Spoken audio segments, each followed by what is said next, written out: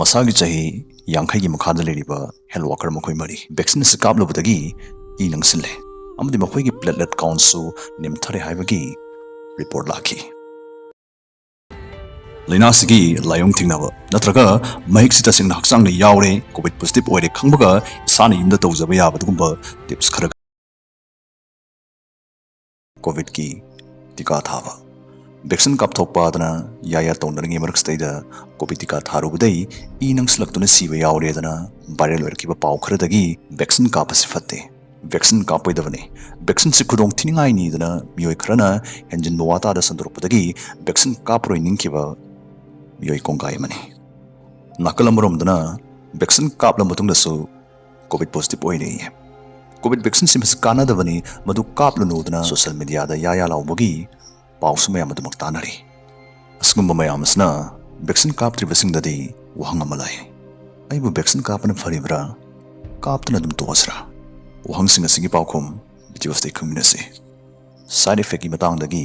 hana horasi mayamna khwai ki nakiba nangsilali mi sinbagi case lai khredana wawa launa kiba vaccine si oxford na sava AstraZeneca hariba vaccine astani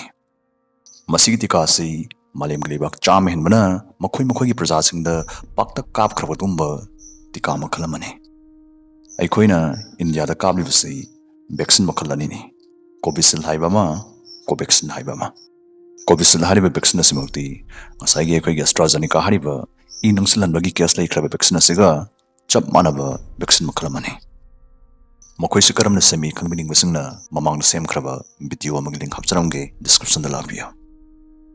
tangkak naina pangthokpa clinical trial manungda tika sigi thodokpa tamthiba mi painingai oiba major side effect amada thengnakhidi masdagi matung tarakpada tika si pakta kapa hora matung magi tamthiba side effects si Norway hariba lebak staida ihana thengnarakibani masagi chahi yankhai gi makhada leriba health worker makhoi mari vaccine se kaplubadagi nangsile amadi makhoi gi platelet count su nemthare haibagi report lakhi nangsilak pahabisna masna ikhigi brain gumba kaya ta thuksilagadi hendona khutong thiningai orifani gi gel da palgum athingba piraktuna thawai mangnabagi achowa marama moibe yarifani health worker makhoi mari dugi manungda ani amadi brain hemorrhage haidi brain da natraga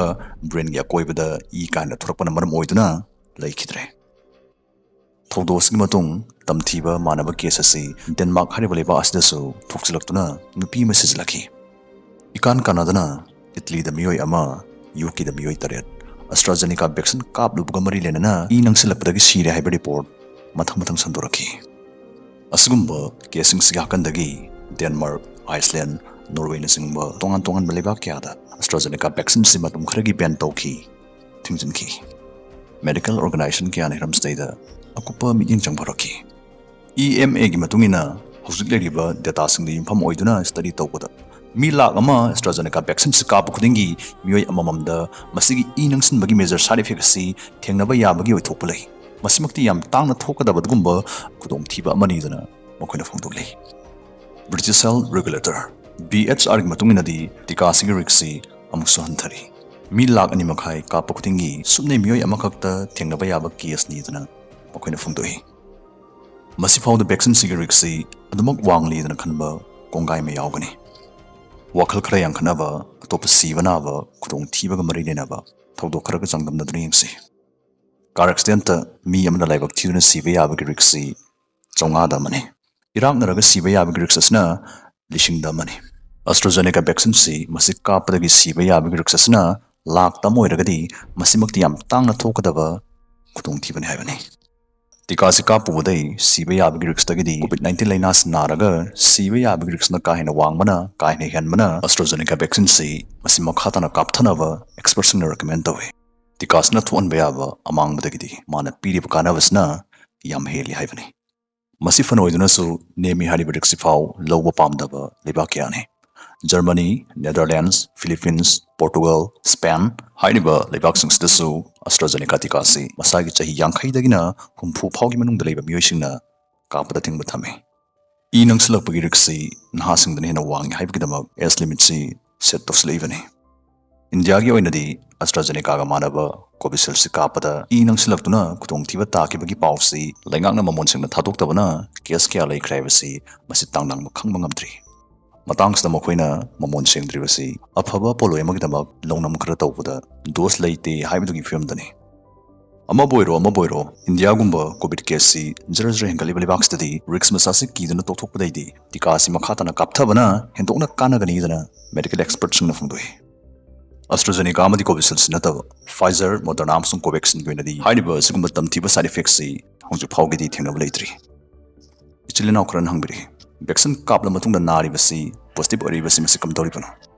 tika kapkhra matungda narakpagi maramsi khwai maroina ikhoina khangjin bigadabadi vaccine jaksang the kapsin baga khudaktagi mathau tawde vaccine dugi matingdagi adongi haksang duna max dagi ngakthoknaba khuchukulai sungbada matam khradida mukjangi masigi graphs de yingbiyo graphs dagi aikhoina khangba ngambasi AstraZeneca amadi Pfizer haribati kam khalani sigi ahanba first dose kap khra matung chayol ani gi matungda kyam mathok panglai kyam kana piri haibasi graphs nu tai Pfizer gi oina chayol ani gi matungda lakpa kana panglakpa magi mathosi 38% ni AstraZeneca gi na 70% ni adubu numit kunthani gi matungda di 70% da leramba AstraZeneca gi mathok pangmi sangsi masi 94% da haigali loinana Pfizer gi na 85% da haigali vaccine kaul matungda narakpagi ani suba maramsna kapi batika dugi magi mapung phaba kana budo fangge haragadi dose animak suna kapthokpagi tangai fadaba lai second dose kaptho matungda su kapli batika dugi magi matolo makana budo madu uthorokpa phudorokpadadi thamaro madumak lowe matamaduk changi haibani second dose si masi kapthokla matung hariba thamaro mski matungda su covid-19 positive oirakpa narakpadum yaukini maramdi karigi maramdi hujik phawgi oina leribiti ka singsi amado 100% makti effective oiti leina sigma yokta mokhina mangam sali basi chada 94 to 95% khangni adubo matang stem nungaiba paw maharagadi dose ani makto kapna matung mit kunthani dugi matung dari adum naraga su layang sang yongna naba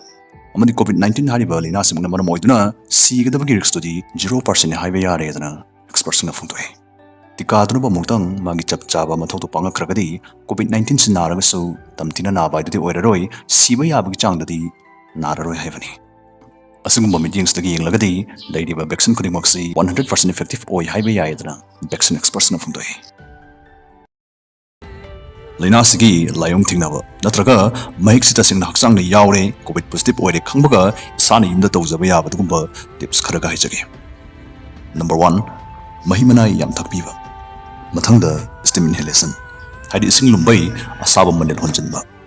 amsubuda warm gargle ising lumbu sabana khanausi guru tingthokpiba marakthana atom boiro adongi mungi miyo yamada boiro covid positive boiragadi anabugi seba tawdoriba hadi sa insang chinjin doriba sebari du sindok chinjin tawbiganu atawba mana adumuk tohonbiyo anabai manak changbu khuding yanum khinaksin biroidabani mani soidana